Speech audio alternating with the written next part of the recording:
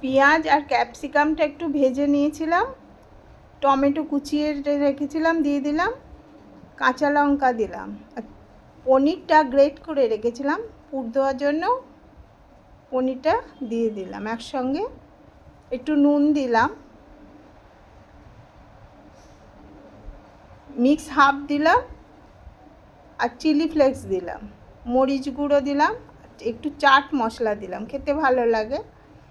সব মিশিয়ে নেবো একসঙ্গে।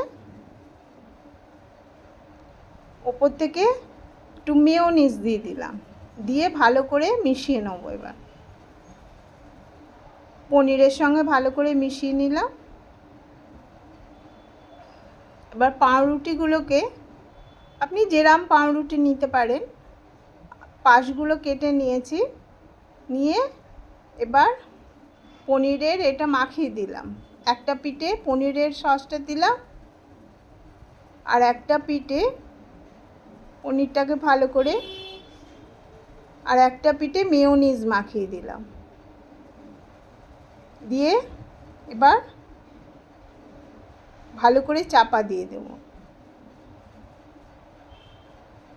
ভালো করে চেপে একটু দিয়ে দিলাম, দিয়ে এবার পিৎজা কাটার দিয়ে কেটে নিলাম মধ্যিখান থেকে।